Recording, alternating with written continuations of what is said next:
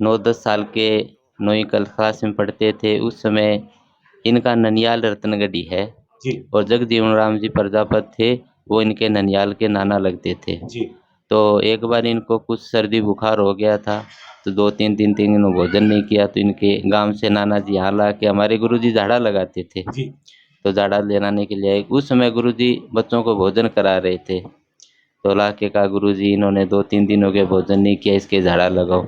तो बच्चे को नीचे रख दिया, तो बच्चे ने क्या किया, एक तो जलेबी उठा ली और एक फलका उठा लिया। बिना झाड़ा लगाए शुरू कर दिया खाना। हाँ। वैशाली साड़ीज, दुल्हन लहंगे, फैंसी लहंगे, साड़ियों की सभी रेंज का एकमात्र शोरूम वैशाली साड़ीज, घंटाघर के पास, सुजानगढ़। नमस्कार, एसएस सदन में आपका स्वागत है। मैं खुशी कुमार तिवारी। रतनगढ़ एक धार्मिक नगरी है, भाई जी हनुमान प्रसाद जी पोदार की जन्मस्थली है और यहाँ पर ऐसा कोई दिन नहीं होता है जब यहाँ पर कोई सत्संग या जागरण का कार्यक्रम, कोई धार्मिक कार्यक्रम नहीं होता है। आज ऐसी धार्मिक नगरी के एक दिव्य स्थल पे मैं आपको लेकर आया हूँ, दादू दयाल आश्रम, दादू द्वारा आश्रम रतनगढ़, जो कि अशोक स्तंभ के पास स्थित है और संतों की ऐसी पवित्र भूमि जहाँ पर संतों ने तपस्या की है और बालिका शिक्षा के लिए बहुत ही पुनीत कार्य यहाँ पर हो रहे हैं। और आज यहाँ पर गुरुदेव की पुण्यतिथि का कार्यक्रम चल रहा है, संत महात्माओं का आगमन हो रहा है, तो ऐसे सुंदर स्थल के दर्शन कराएंगे। और सबसे बड़ी चीज़ है यहाँ पर बाईसा, हेमलता बाईसा, जो कि साक्षात माँ करणी के रूप में देखी जाती है, वो भी बालिका शिक्षा के लिए बहुत पुनीत कार्य कर रही है और उनका जीवन भी एक प्रेरणादायी जीवन है। तो आइए आज हम आपको ऐसे दिव्य स्थल के दर्शन करवाते हैं। रतनगढ़ के दादू दयाल आश्रम का दृश्य आप देख रहे हैं। बहुत ही सुंदर स्थल है संतों का और यहाँ पर बच्चों की शिक्षा को बहुत महत्व दिया जाता है। भगवती माँ करणी माता का मंदिर, परम पूज्य बाईसा, हेमलता बाईसा की बड़ी श्रद्धा है माँ करणी के प्रति और उनमें उन्हीं का रूप नजर आता है।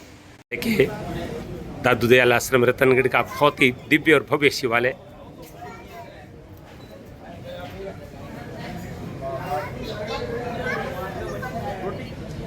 माँ करणी के रूप में नजर आने वाली साध्वी हेमलता बाईसा को संन्यास लिए हुए 11 वर्ष हो चुके हैं।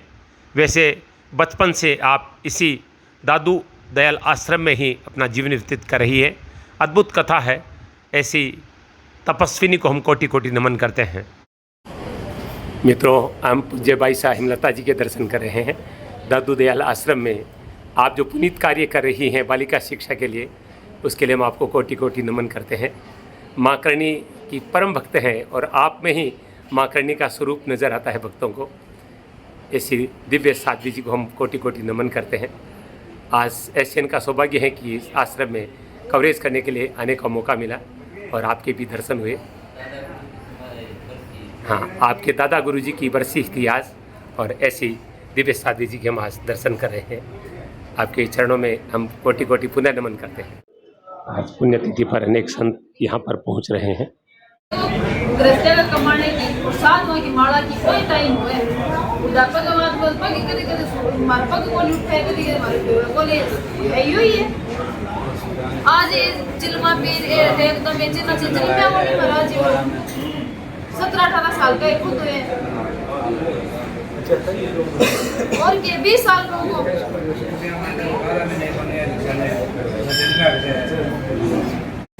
मेरा आगे है तो क्या करते हैं, तो बिल नहीं लेते हैं और पता काम कर से हंडो क्यों।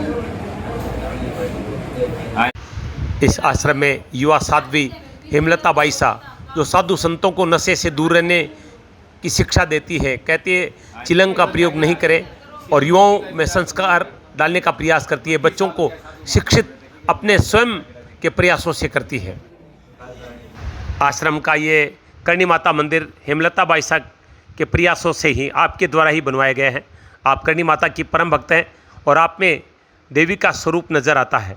मेरे साथ इस समय देवादास जी महाराज है, जो कि वर्तमान पीठाधीश्वर है, महंत है यहाँ के, और आज आपके गुरुदेव की यहाँ पर पुण्यतिथि मनाई जा रही है और अनंत प्रकाश जी महाराज की पुनीत इस समाधि पर बैठकर मुझे सौभाग्य प्राप्त हुआ आपके साक्षात करने का। क्योंकि मित्रों, ये एक ऐसा स्थान है जो बहुत ही प्राचीन है और 8वीं पीढ़ी में इस समय पूज्य महाराज श्री यहाँ पर सेवा कर रहे हैं और आपके बाद में बाईसा हेमलता बाईसा, जिनकी कथा अपने आप में दिव्य कथा है।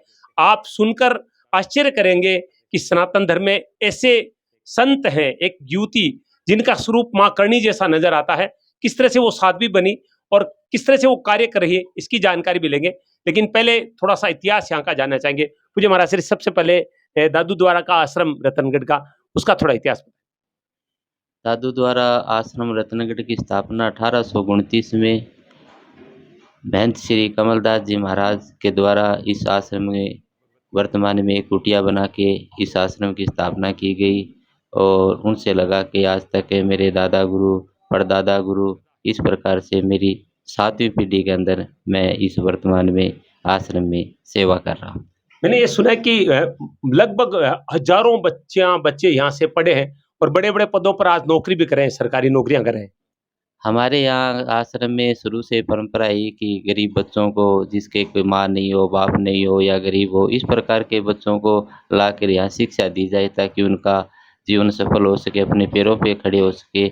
हमारे 7 पीढ़ी के अंदर 3 पीढ़ी, एक मेरी, एक मेरे गुरु महाराज और एक दादा गुरु महाराज, 3 पीढ़ियों के अंदर लगभग 25 से 30 हज़ार विद्यार्थी आज सरकारी पदों के ऊपर है, जिसमें खूब मास्टर लगे, वेद बहुत बने और फौज के अंदर भी खूब विद्यार्थी भर्ती है और आज वो अपनी सेवा दे रहे हैं।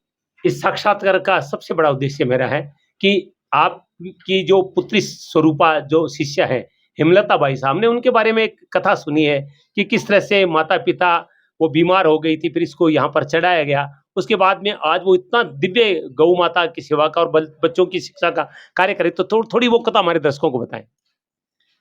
ऐसा है कि हम जब 9-10 साल के 9वीं क्लास में पढ़ते थे, उस समय इनका ननियाल रत्नगढ़ी है जी और जगजीवन राम जी प्रजापत थे, वो इनके ननियाल के नाना लगते थे। जी तो एक बार इनको कुछ सर्दी बुखार हो गया था, तो 2-3 दिन तक इन्होंने भोजन नहीं किया, तो इनके गांव से नाना जी यहाँ ला के, हमारे गुरुजी झाड़ा लगाते थे, जी तो झाड़ा लेने के लिए आए। उस समय गुरुजी बच्चों को भोजन करा रहे थे, तो ला के कहा गुरुजी इन्होंने 2-3 दिन हो गए भोजन नहीं किया, इसके झाड़ा लगाओ। तो बच्चे को नीचे रख दिया, तो बच्चे ने क्या किया, एक तो जलेबी उठा ली और एक फलका उठा लिया। बिना झाड़ा लगाए शुरू कर दिया खाना। हाँ, तो गुरुजी ने कहा तू कह रहा था नहीं खा रहा है, तो खा रही है। तो उनको कुछ शर्म आई, तो उन्होंने बच्ची को उठा लिया कि बैठ जा, झाड़ा तो दिलवा ले, झाड़ा दे दिया। फिर उसके जी में थी कि एक फलका मैं और लूँ, तो वो ऐसे हाथ करने लगे, तो उन्होंने हाथ रोका कि हाथ क्यों पकड़ रहा है बच्चे, अभी तो तू कह रहा था खाना ही खा रही है, अब खा रही है तो तू खाने नहीं दे रहा है, खाने दे इसको।